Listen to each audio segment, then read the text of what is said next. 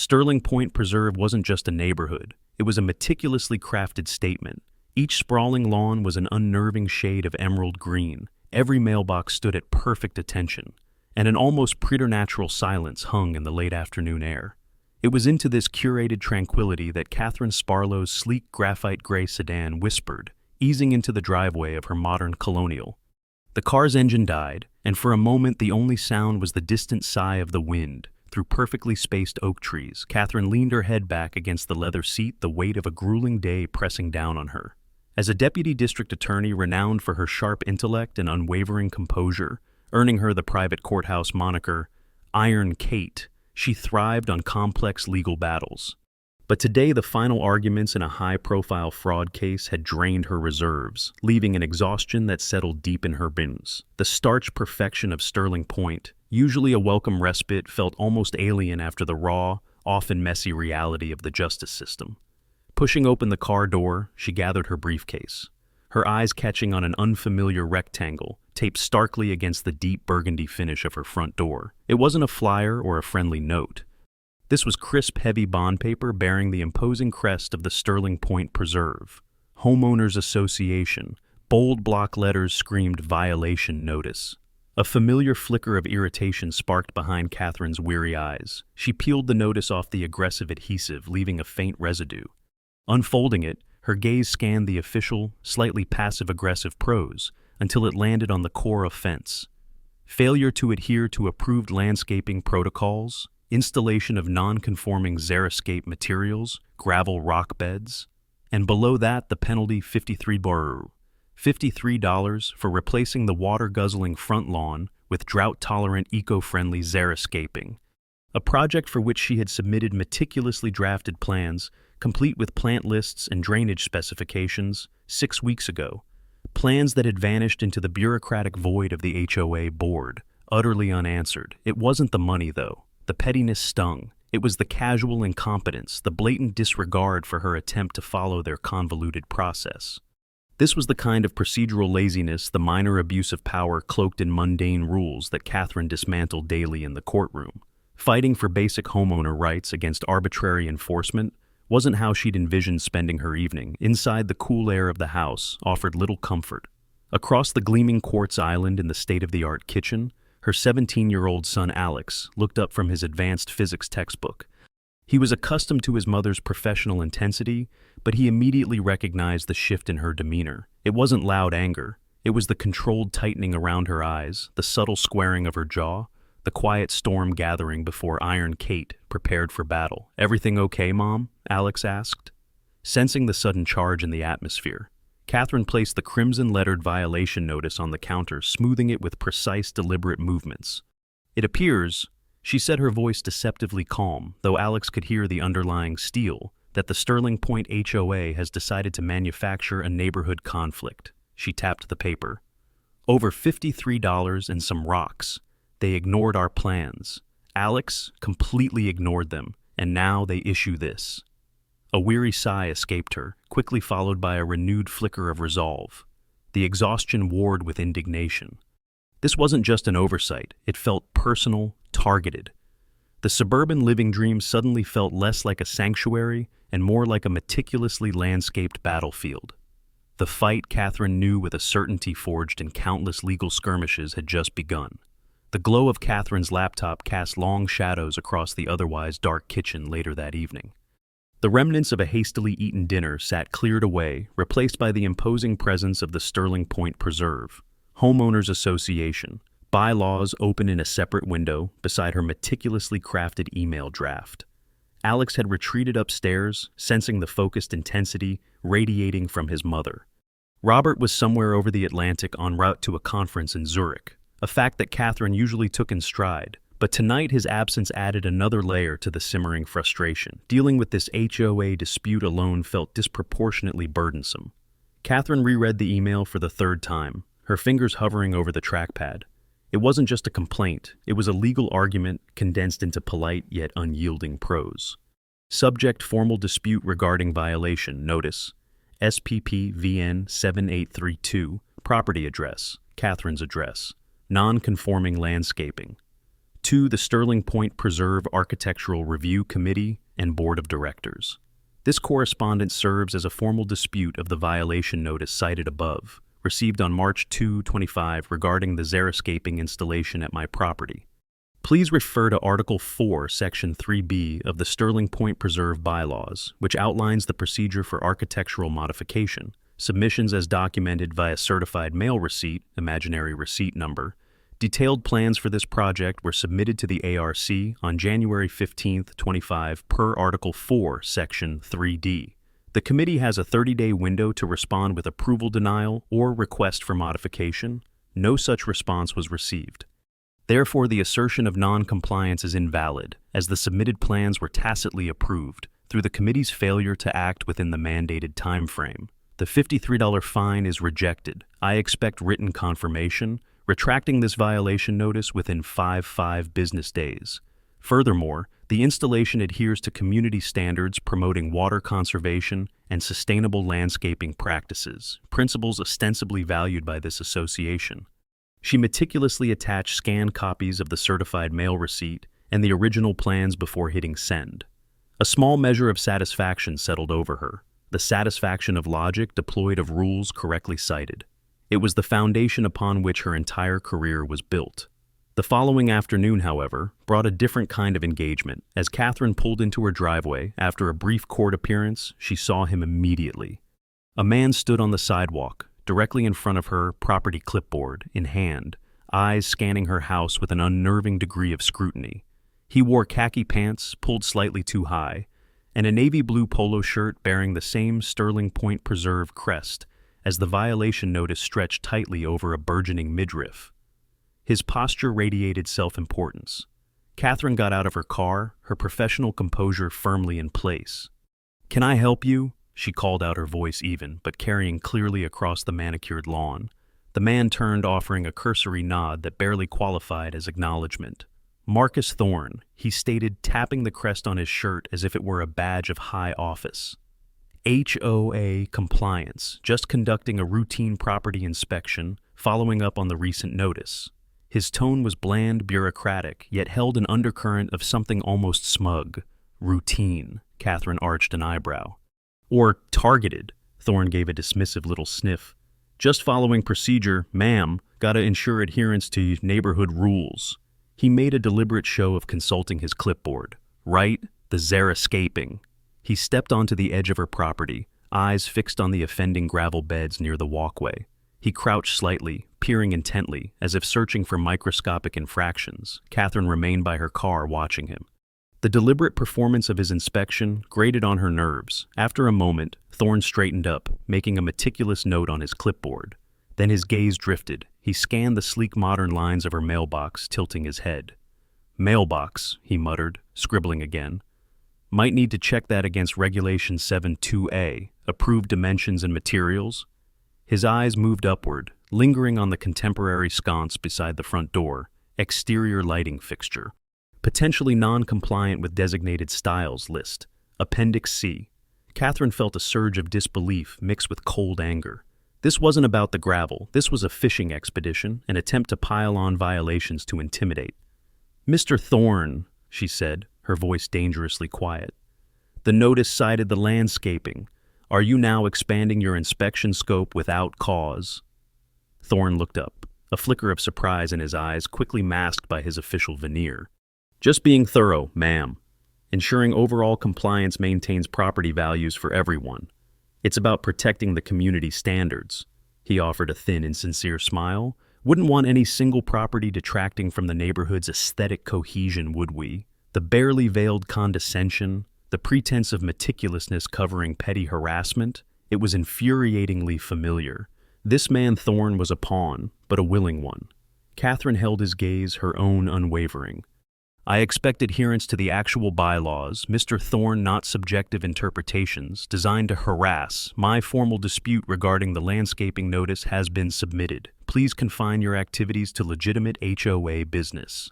Thorne's smile tightened. He made one final flourish-like notation on his clipboard. "Noted, ma'am. Have a nice day." He turned abruptly and walked back towards the sidewalk. his self-important stride somehow managing to convey both dismissal and a vague sense of threat. Catherine watched him go, the silence of Sterling Point Preserve settling back around her. The battle lines, she realized, were being drawn much faster, and perhaps more personally than she had anticipated. The irritation from the previous night had solidified into a cold, hard resolve. This wasn't just about 53 anymore. This was about Principal Marcus Thorne's thorough inspection, bore fruit with alarming speed. Over the next few days, Catherine's mailbox became a repository for official-looking envelopes from the Sterling Point Preserve HOA. Each contained a new, exquisitely detailed violation notice. One cited the aforementioned mailbox, alleging its sleek minimalist design deviated from the pre-approved colonial revival style by a fraction of an inch in height. Another flagged the energy-efficient LED bulb in her porch sconce as emitting a cool white light instead of the mandated warm white, referencing a spectral color temperature chart Catherine was fairly certain didn't actually exist in the bylaws. Each notice came with its own administrative fee, a penalty for non-compliance and a ticking clock for rectification. Catherine responded to each with the same steely precision as her initial dispute, citing specific bylaws or, the lack thereof, demanding clarification and refusing payment based on the arbitrary nature of the claims. Her email outbox was becoming a chronicle of this escalating HOA conflict, a meticulously documented defense against a barrage of bureaucratic nonsense. Yet no substantive response ever came back from the ARC or the board, only more demands. The campaign escalated from paper to public shaming early the following week. Returning home after dropping Alex at Northgate High, Catherine stopped dead in her driveway. There, adhered aggressively to the pristine surface of her garage door, was a large fluorescent orange sticker in stark black letters that seemed to vibrate with accusation. It read, "Property in violation. Immediate action required. SPPHA." It was garish, unavoidable, a beacon of supposed delinquency aimed squarely at her home. Neighbors slowing their cars to glance at walkers pausing mid-stride. The sticker transformed her property from a private residence into a public spectacle. It felt less like an official notice and more like a deliberate act of humiliation. The carefully curated tranquility of Sterling Point suddenly felt suffocating, judgmental. Catherine ripped the sticker off, leaving behind stubborn fragments of adhesive and a simmering rage that tightened her chest. This was no longer incompetence. This was harassment, plain and simple. The architect of this escalation, Catherine suspected, wasn't the officious Thorne, but someone higher up. Her suspicions solidified during a Saturday morning walk through the neighborhood's winding paths. Rounding a bend near the meticulously landscaped community park, she came face to face with Vivian Holloway. Vivian, the undisputed queen bee of Sterling Point, and the long-standing HOA board president, stood conversing with another resident. Immaculate in expensive athleisure wear, her silver hair perfectly coiffed, she exuded an aura of effortless authority and entitlement.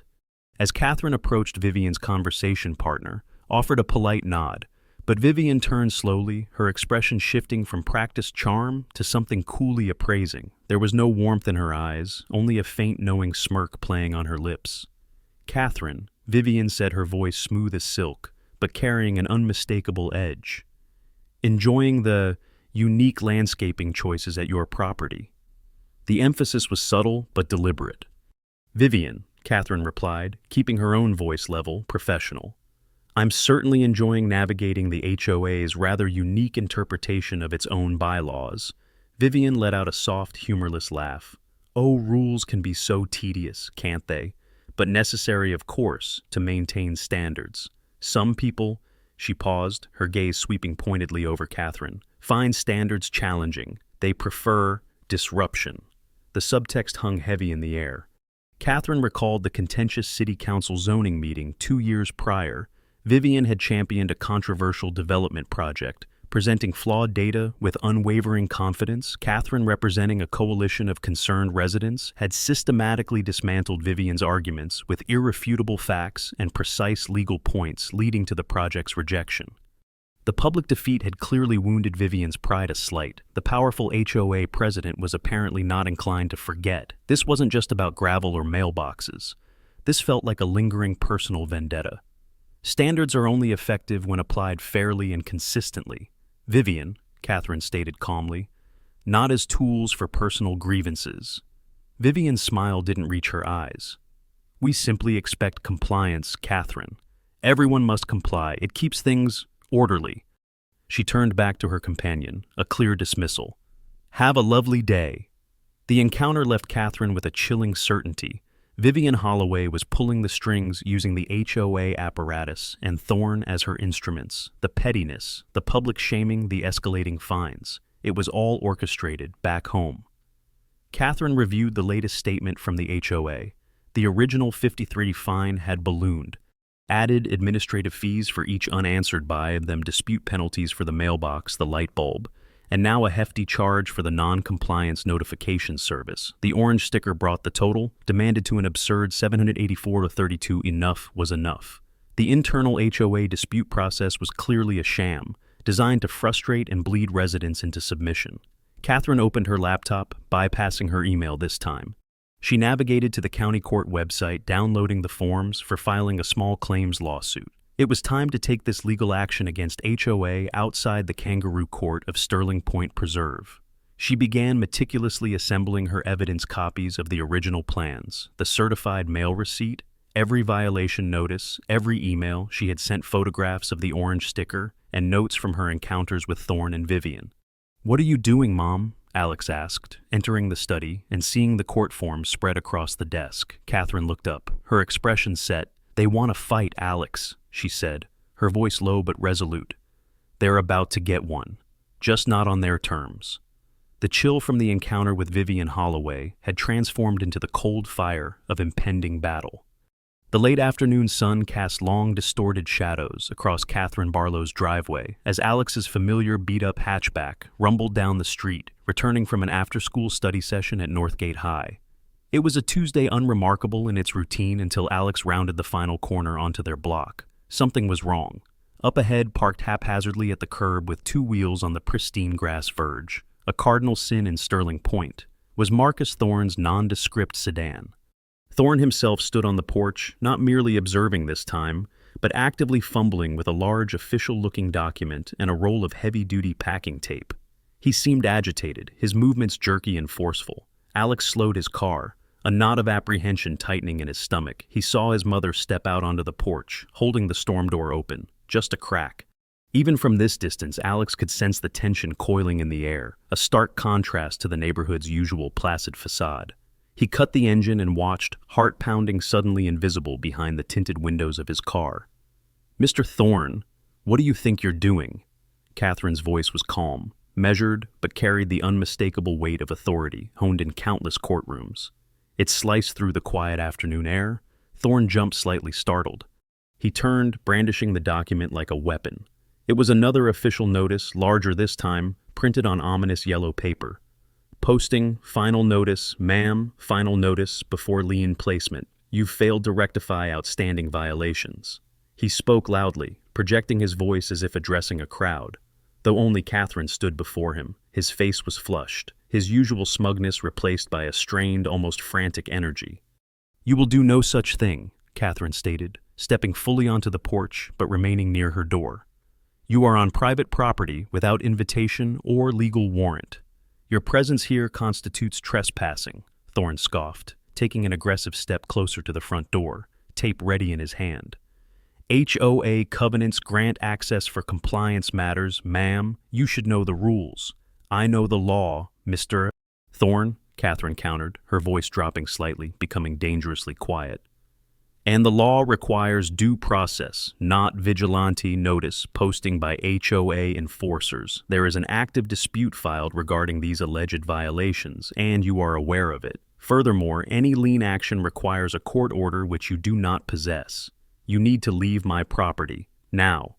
"I have my directives," Thorne insisted, his voice rising, cracking slightly under the strain. He gestured vaguely back towards the street, as if invoking some unseen authority. "Vivian Holloway." Catherine instantly knew, this needs to be posted. People need to see you're not complying. "My compliance or lack thereof is a matter for the courts. Now, not for public spectacle orchestrated by you or Mrs. Holloway," Catherine retorted, refusing to be drawn into a shouting match. "Your continued presence here is illegal. Leave, or I will call the police and file a formal trespassing complaint." Thorne's face contorted, flushing a deeper red. The clipboard lay forgotten on the porch railing, his hands clenched and unclenched at his sides. He seemed trapped between the explicit instructions of his superior and the unexpected legal wall thrown up by Catherine. "You think you're above the rules," he spat, spittle flying. "You think your fancy job puts you above everyone else here?" Catherine held his furious gaze for a beat, her expression unreadable but radiating disdain for his loss of control. She saw no point in further engagement. This conversation was over. He was agitated, unreasonable, and clearly acting outside the bounds of his authority, likely fueled by Vivian's personal vendetta. She gave a small, dismissive shake of her head. "This discussion is concluded." And with calculated calm, she turned her back on him, reaching for the handle of the storm door to retreat into the safety of her home. That precise moment, her turning away the implicit dismissal, seemed to snap something within Marcus Thorne. "Don't you walk away from me!" he roared. Alex, watching helplessly from his car, saw Thorne's hand dart inside his slightly too tight polo shirt. What happened next unfolded with sickening speed, yet seemed to stretch into an eternity. Thorne withdrew a compact black object. There was a distinct sharp crack hiss sound that ripped through the suburban quiet. Catherine cried out, a sharp involuntary gasp of pain and shock, as two wire probes trailing thin shimmering lines struck her squarely in the back. Her body instantly convulsed, arching rigidly as the electric current surged through her. Her legs buckled and she collapsed onto the porch, decking with a sickening thud, limbs twitching uncontrollably. The storm door slammed shut against the frame, disturbed by her fall. Thorne stood frozen for a split second, the taser still held aloft, his eyes wide with a mixture of fury and perhaps dawning horror at what he had just done. The thin wires snaked from the device in his hand to Catherine's prone, spasming form. The faint, terrifying crackle of electricity lingered in the air for a moment before cutting out. From his car, Alex felt the world tilt. The blood drained from his face, replaced by a roaring in his ears. He fumbled numbly with the door handle, his mind struggling to process the impossible scene before him. His mother, Iron Kate, the unshakable DDA, lay incapacitated on their own front porch. Marcus Thorne, the petty HOA enforcer, stood over her, the taser still clutched in his fist like some horrific trophy. The meticulously landscaped street, the perfect houses, the quiet afternoon, it all dissolved into a surreal suburban nightmare. Alex shoved his car door open, stumbling out onto the asphalt, his legs trembling. The shocking incident had fractured reality, plunging them all past the point of no return. The only sounds were his own ragged breathing and the distant, indifferent drone of a lawnmower down the block, utterly oblivious to the violence that had just shattered the Sterling Point Preserve's facade. For a paralyzing moment, Alex could only stare the scene before him, imprinted like a photograph burned onto his retinas. His mother prone on the porch, the discarded taser wires glinting nearby, and Marcus Thorne standing frozen, his face a mask of dawning panic beneath the fading fury. Then adrenaline surged through Alex's limbs. He sprinted across the lawn, vaulting the low, decorative hedge, his mind screaming his mother's name, though no sound escaped his lips. Mom, are you okay?" he gasped, dropping to his knees beside her. Catherine groaned, her eyes fluttering open, filled with pain and disorientation. One hand weakly clutched her back, where the probes had struck. The convulsions had stopped, but she was clearly in distress. Thorne seemed to snap out of his stupor at Alex's arrival. He took a clumsy step back, dropping the taser onto the porch with a clatter. She was being non-compliant," he stammered, his voice high-pitched, frantic, "resisting HOA protocols I had to enforce." The sound of the commotion, Catherine's cry. The clatter of the taser, Alex's panicked arrival, finally breached the suburban bubble. Doors began to open cautiously down the street. Faces appeared in windows, drawn by the unthinkable disruption. Sir Abernathy, the quiet retiree from across the street, stepped onto his own porch, his expression bewildered. Whispers started to ripple through the manicured air like unseen currents. Alex ignored Thorne, his focus entirely on his mother. "Mom, just breathe. Help is coming," he choked out, though he hadn't even dialed 911 yet. His hands hovered uselessly over her, unsure how to help, terrified of causing more pain. It was Mr. Abernathy who made the call, his voice trembling slightly as he reported an assault and requested immediate medical assistance.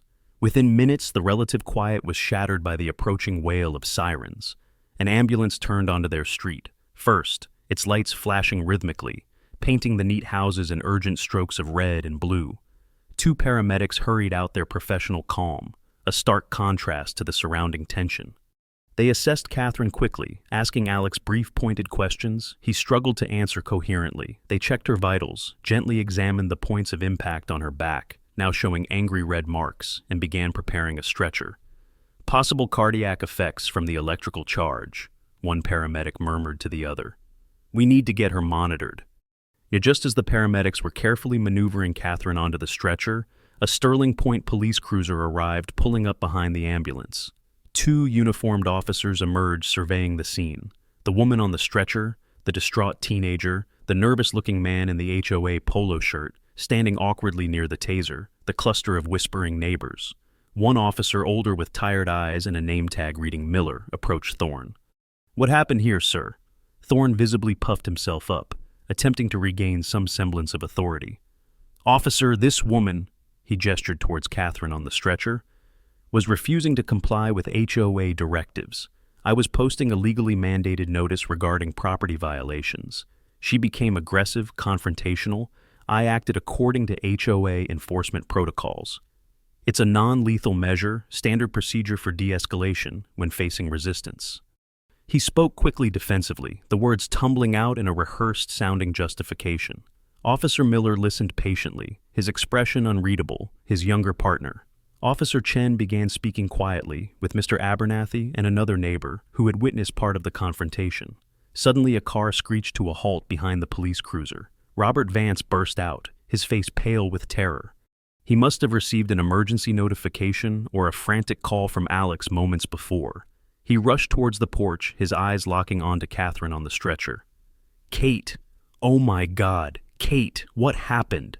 He knelt beside her, taking her hand. His voice thick with fear and confusion, he shot a venomous glare towards Thorne. "What did you do?"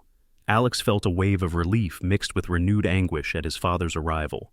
He quickly recounted the events, the argument, Thorne's agitation, the taser. Robert listened, his knuckles white, as he gripped Catherine's hand, his gaze fixed murderously on Thorne. Officer Miller turned his attention back to Thorne, his voice hardening slightly. "HOA protocols, sir.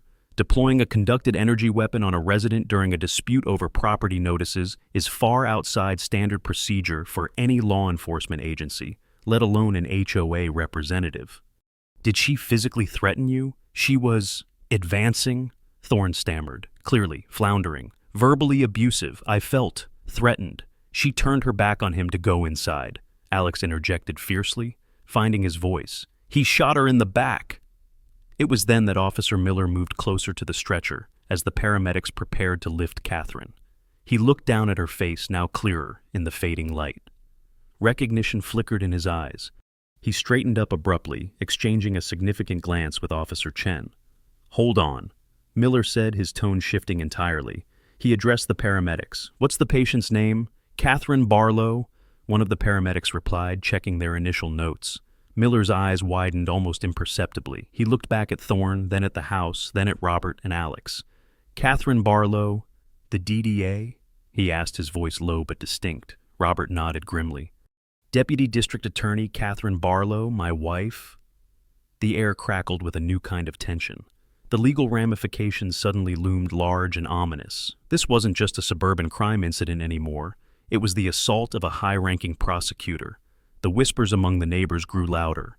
Thorne's face went slack, the color draining from it replaced by sheer panic. Officer Miller's demeanor became instantly formal, decisive. He turned squarely to Thorne. "Marcus Thorne," he stated, his voice ringing with authority. "You are under arrest for assault with a dangerous weapon." He gestured to Chen, who moved forward, pulling out handcuffs. "What? No, you don't understand. Vivian Holloway, the board, they authorized enforcement," Thorne sputtered, stumbling backward as Chen approached. "It was procedure. You can explain your procedures downtown," Miller said curtly. Chen efficiently handcuffed a now trembling Thorne, reading him his Miranda rights as Thorne continued to bluster incoherently about directives and compliance. He was searched and then guided, stumbling towards the back of the police cruiser. As Thorne was driven away, the flashing lights illuminating his panicked face in the rearview mirror, Catherine was lifted into the ambulance. Robert climbed in beside her, still holding her hand. Alex hesitated, then followed his gaze, sweeping over the bewildered faces of his neighbors, the violated sanctity of his home, the conspicuous absence of Vivian Holloway's car anywhere in sight. The assault investigation had begun, but the personal emergency response phase felt far from over. The sirens wailed again as the ambulance pulled away, leaving the chilling silence of Sterling Point Preserve, punctuated only by the flashing lights of the now stationary police car. As Officer Miller began taking formal statements for the police report, Alex sat beside his mother, the adrenaline fading, replaced by a cold, heavy dread and a burning, helpless rage. The sterile quiet of the private hospital room was a stark contrast to the chaos of the previous evening. Catherine Barlow lay propped up against several stiff pillows, clad in a standard-issue gown that seemed ill-suited to her sharp-focused energy. The bruising from the taser probes was hidden, but a faint pallor still lingered beneath her skin, and her movements were careful, deliberate. Yet her eyes, usually pools of calm assessment, now held a glint of cold fire. The victim might be injured, but the prosecutor was already building her case. Robert sat in the uncomfortable visitor's chair beside the bed, his usual calm replaced by a protective tension. He'd barely left her side since they arrived, alternating between quiet reassurances and calls to arrange childcare for Alex and manage the immediate fallout. Alex perched on the edge of the windowsill, scrolling through concerned texts from friends, but his attention kept snapping back to his mother, observing her transformation with a mixture of awe and apprehension. Catherine held her phone aloft, using its voice memo function. Chronology of events, March 3rd, 25. She dictated, her voice slightly hoarse but clear and precise. Approximate time, 16:45 hours. Subject Marcus Thorne, identified HOA compliance officer present on private property located at Catherine's address without legal warrant or explicit permission. Subject attempted to affix notice to primary residence door. She paused, taking a sip of water Robert offered. Verbal exchange initiated. Subject informed he was trespassing. Subject informed legal dispute regarding HOA notices was active and pending. Subject became verbally agitated, citing directives and enforcement protocols. Subject deployed, conducted energy weapon identified as a taser, striking undersigned in the upper back. As undersigned turned to re-enter residence, assault occurred entirely on private property. Robert reached out, gently touching her arm. Kate, maybe you should rest for a bit. Catherine met his worried gaze, offering a faint, tight smile. Resting won't hold Thorne accountable, Rob, or the people who enabled him. She resumed dictating potential claims, assault and battery against Thorne. Trespassing, intentional infliction of emotional distress. Negligent hiring, training, and supervision against Sterling Point Preserve, HOA, and its board of directors, specifically President Vivian Holloway, based on Thorne's statements regarding directives. Violation of assault victim rights. Explore potential civil conspiracy claims.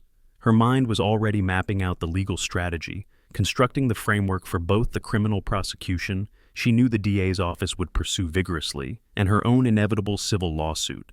The pain was a dull throb, the indignity a burning ember, but the methodical dissection of the injustice, the building of a case, that was familiar territory. That was control. A knock at the door interrupted her dictation. A man in a tired suit entered, introducing himself as Detective Armstrong from the Sterling Point PD. He expressed his concern for her well-being before gently beginning his formal interview. Catherine recounted the events with meticulous detail, referencing specific times, Thorne's exact words as she recalled them, and the clear lack of any physical threat on her part. Detective Armstrong listened intently, taking copious notes, occasionally nodding with professional respect. Your clarity is remarkable, Ms. Barlow, especially under the circumstances, he commented as he concluded the initial interview.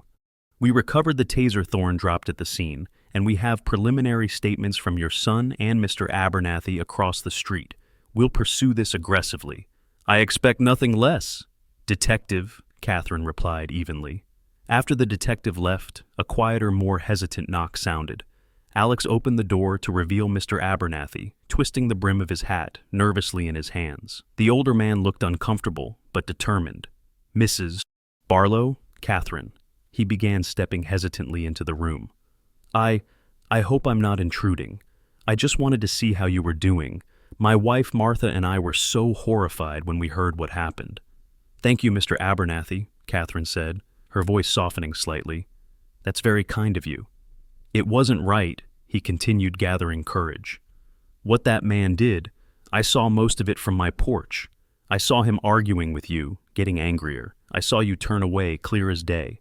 You weren't threatening him, not one bit. And then, he shook his head, his expression troubled. I told the police what I saw, but I wanted to tell you too, if you need a witness for court or anything else, I'm ready. Martha is too, though she saw less of the actual confrontation. We won't be intimidated. A genuine warmth spread through Catherine, momentarily pushing back the cold anger. In the face of the HOA's calculated hostility, this simple offer of community support felt profound. This quiet man who likely valued neighborhood peace above all else was willing to stand up against the powerful HOA structure. Mr. Abernathy, Catherine said, meeting his earnest gaze. Your testimony could be crucial. Thank you truly. It means more than you know. He nodded, seeming relieved to have unburdened himself. You just let us know what you need. Sterling Point needs more people willing to stand for what's right, not just what's easy. He gave a final nod to Robert and Alex before quietly excusing himself. Catherine leaned back against the pillows after he left, a thoughtful expression on her face. Thorne was just the weapon. Vivian Holloway and the enabling silence of the board were the source. But Mr. Abernathy's visit was a reminder that even in meticulously controlled environments, courage and decency could still take root. The legal battle ahead would be taxing, but she wasn't entirely alone. The war room had just gained its first unexpected ally. Catherine Barlow was discharged from the hospital 2 days later, the physical aches paling in comparison to the cold, steady burn of purpose that now fueled her. The bruises would fade, but the memory of the assault, the violation, the sheer audacity of it, demanded more than just healing. It demanded justice. Back in the familiar quiet of her home study, surrounded by the comforting order of case files and legal texts, she didn't just recover, she mobilized. Within days, the first volley was fired. Catherine, acting initially pro se, representing herself with the meticulousness she applied to her professional cases, filed a comprehensive civil lawsuit in county court.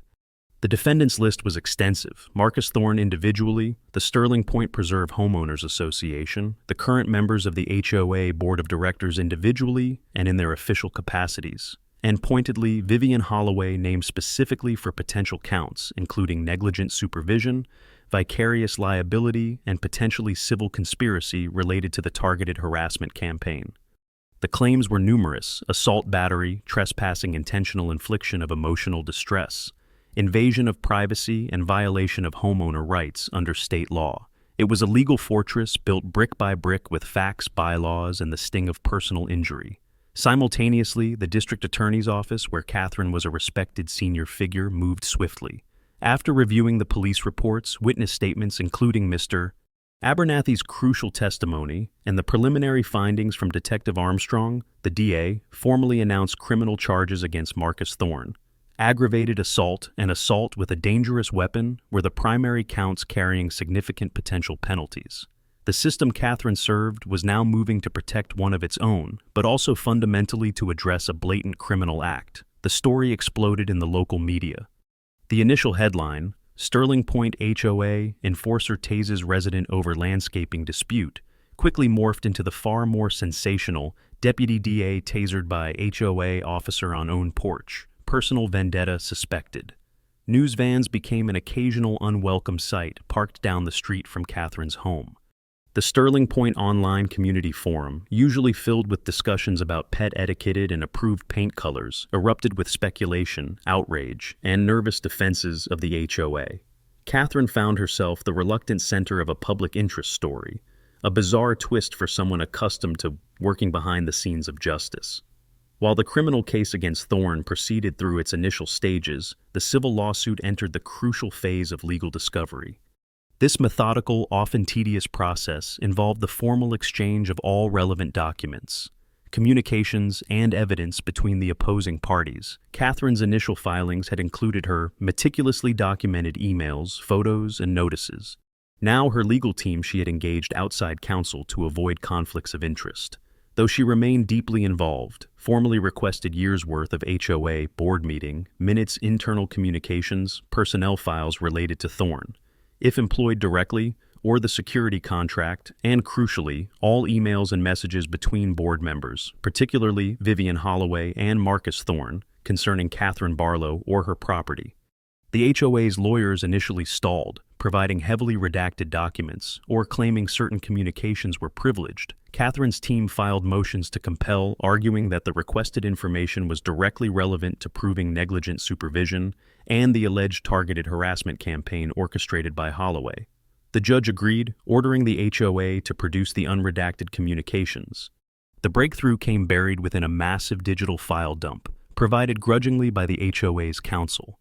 Late one evening, Catherine and her lead attorney were sifting through thousands of emails when they found a chain of messages between Vivian Holloway's personal email account and Marcus Thorne's work address dating back weeks before the tasering incident. The language was chillingly clear, from Vivian H. at private email, com, to M. Thorne at Sterling Point Security. Com, subject compliance issue, Barlow property, Marcus regarding the Barlow property on Chestnut Lane. The landscaping is just the start.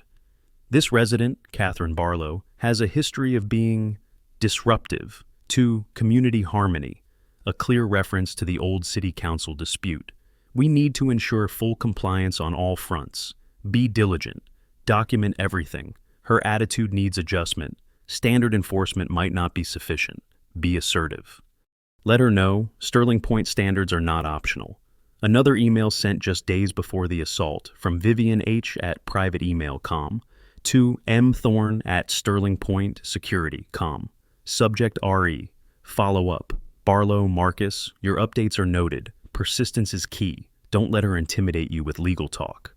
The board supports firm action. Use whatever methods are necessary within your protocols to ensure compliance is achieved and the message is received. We cannot tolerate defiance.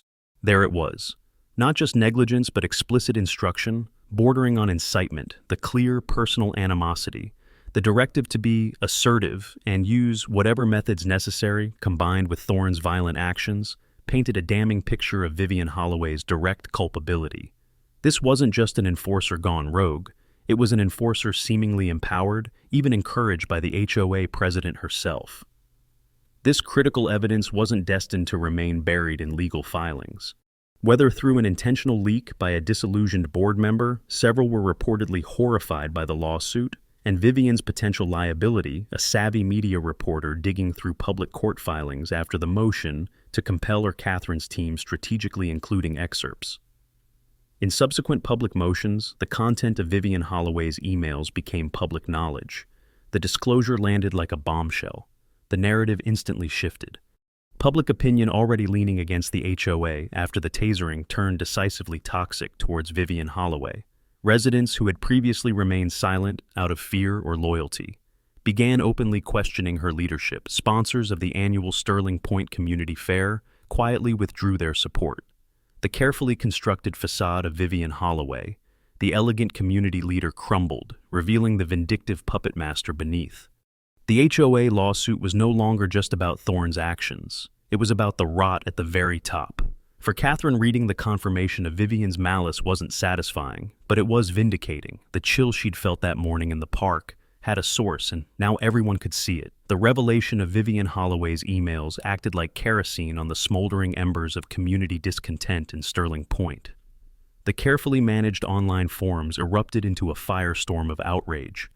Calls for Vivian's immediate resignation dominated every thread. An emergency community meeting, hastily called by other increasingly nervous board members, devolved into shouting matches with longtime residents demanding accountability and expressing shame over the scandal that had engulfed their prestigious neighborhood. The public outcry was deafening and unified. Sponsors weren't just withdrawing. Vendors were citing ethical concerns, refusing contracts. The carefully curated world Vivian presided over was fracturing under the weight of her own exposed malice. Facing overwhelming evidence, Catherine's testimony, Mr. Abernathy's eyewitness account, the incriminating emails painting him as an encouraged enforcer rather than a lone actor, and the undeniable fact of the assault itself. Marcus Thorne's legal defense crumbled. His lawyer, likely seeing no viable path to acquittal, negotiated a plea deal. Thorne pleaded guilty to a lesser charge of aggravated assault, avoiding a lengthy trial. His sentencing included significant probation, mandatory anger management counseling, and substantial community service. Rumors circulated that part of his plea involved quiet cooperation, providing further details about Vivian's specific instructions, hoping for leniency. He became a pariah, his criminal justice outcome sealing his fate as the physical perpetrator, though many now saw him as a pawn in Vivian's game.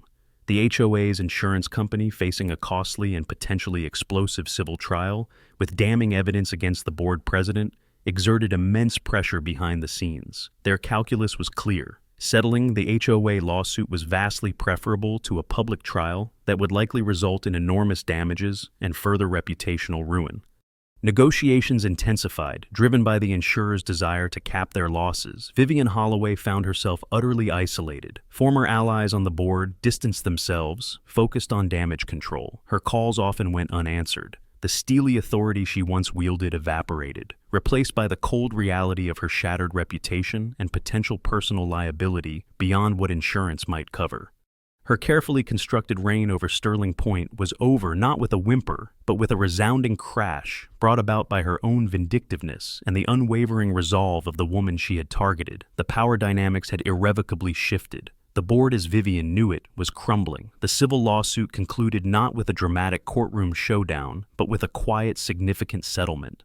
Pressured by their insurers and facing irrefutable evidence of negligence and targeted harassment, the Sterling Point Preserve HOA agreed to terms highly favorable to Catherine Barlow. The settlement covered damages, medical expenses, and substantial legal fees, sending a clear message that their actions carried severe consequences. Shortly after facing unrelenting community pressure and stripped of her authority, Vivian Holloway submitted her resignation from the HOA board. Retreating from the public eye she once dominated, the HOA itself began a painful process of restructuring, electing new members under a cloud of mandated transparency and reform. Months later, driving home after Alex's debate club practice, the streets of Sterling Point looked almost unchanged, yet felt fundamentally different. The manicured lawns were still emerald green. The mailboxes stood at attention, but the oppressive tension had lifted, their front porch once a battleground marked by violation notices, and the memory of violence now simply looked like home, welcoming, peaceful, free of accusatory orange stickers. The suburban tranquility, once feeling like a facade, now felt earned, reclaimed. Robert was already home, the comforting aroma of dinner drifting from the kitchen. As Catherine parked the car, she turned to Alex in the passenger seat. The late afternoon sun slanted through the windshield, illuminating the lingering seriousness in his eyes. He had witnessed something ugly, something that had chipped away at the perceived safety of their world. But he had also seen resilience, principle, and the slow, determined march of justice. "It took a long time," Alex said quietly, voicing the thought lingering between them. Catherine nodded, resting her hand briefly on his shoulder. "Justice isn't always fast, Alex.